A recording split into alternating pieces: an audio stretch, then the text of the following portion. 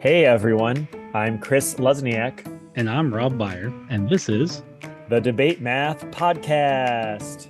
debating mathy topics and mathy pedagogy with mathy people just like you. Let's get into this month's debate. All right, for these next episodes, we want to model listening skills and move into a circle debate.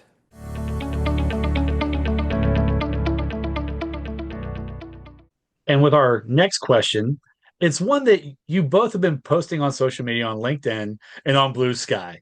So we have to bring it to this circle debate. How do we count stairs? Mike, you're first. I am so glad you asked that question. We are still continuing this debate. So here's the way I think we count stairs. So I have a visual that I'll describe here. So I think of counting stairs as you walk on the ground and you see that first step. That first step up is a stair, and then you continue to count. So the next step is 2, the next step is 3, the next step is 4, and that last step up is 5. And that last step happens to be level with the ground of the whatever floor, whatever you're getting on. And so that fifth step, you just keep walking on. And so you count each of the steps as you're heading up. So this particular representation shows the ground with 5 steps and then just continuing off after that fifth step. Okay, and here to summarize and respond, we have Zach. You're up. All right, Mike. What I heard you say is that when you count steps, you're going to count every time your foot moves up on something. And even that top landing up there is also going to count as a stair, right? Okay, so my claim is that we should not be counting that top thing. The top thing up there is different than everything else. Let me tell you all the ways I think it's different. One, it's longer. And at times, there might be a staircase where there's a landing in the middle and it continues going as well. That feels very different than this other thing. And it comes down to, in my mind, how we're defining a stair. Now, I've heard people say, and I hear you saying, that a stair can be defined as this movement upward, right? So that landing does count. However, in my mind, a stair is the thing that is the sort of right angle at the top that you count that as you move upward. I'll use my daughter's argument. She's 7, and she says the top thing doesn't count as a stair because you put 2 feet on that. Every other thing you're only touching with 1 foot. So this sort of stair, the classic stair definition, is just the thing that doesn't include the landing at the top or the landing at the bottom.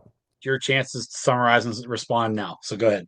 Okay, perfect. Zach, I heard you say that your claim is that the definition of a stair is that little step, and it doesn't include the base or I guess the first floor and then the top part there, that those feel different. And one other part of your warrant was that because you have 2 feet there versus just one. Yep. Okay.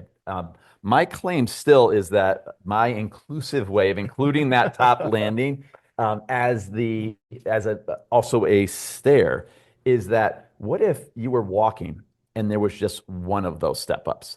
And would you say there's no stairs there, right? Do you just keep walking and trip? Like clearly there's something there, right? Yeah. And so I feel like if you would count that as one step or one stair, then that has to also count when it's at the top. Yeah. And one other claim around this idea of having 2 feet. Sometimes there are a set of stairs where it's pretty wide, right? And so I often, not only do I have 2 feet, but I have to walk a little bit before I step up again. And so it feels like that doesn't work for the definition of what a stair is. I still feel like that top one still counts because if it was just one, that's one step. So just because it's at the end of a series of steps, it still counts as a stair. All right, and Zach, your final chance to summarize and respond. Final chance. I don't know. This debate is going to keep going, I think. But for today, what I hear you saying, Mike, is a very convincing argument of how do we define one stair, right? So if we're only thinking about this one stair, then it would have to have a landing at the top, right? Where it would just sort of like fall off if it wasn't. So I appreciate that argument. However, I'm going to stick with my claim that you shouldn't count that top thing because it feels so drastically different. I like the exclusive definition. Shocker to everybody who knows my trapezoid stance. The exclusive definition I'm speaking of here is not to count the landing or the bottom because they feel so drastically different than the other things in the middle there. In fact, I'll add one more argument here. When I got to do this debate with some folks in California, they looked up California Building Code.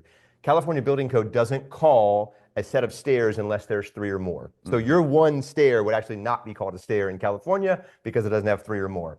So I stand with the fact that the exclusive definition is the one that matters. Top and bottom don't count, just the steps in the middle.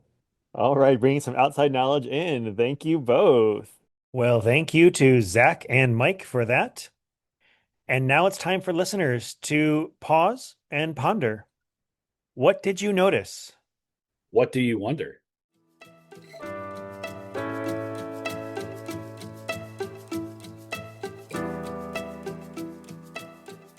Wow. So, Chris, I noticed that they were saying, I heard you say, and then responding. What was the purpose of that? Yeah, Rob, good catch there. That is my slight extension to the claim and warrant, just to build the for students to do some listening, right? To make sure they are listening. So I heard, so you summarize the previous person, then give a claim and warrant. Once students are a little bit more comfortable with claim and warrant already. So we add this second layer of it with the I heard that I call the circle debates, just to deepen the listening and deepen the discussion. Tune in next episode to see another circle debate.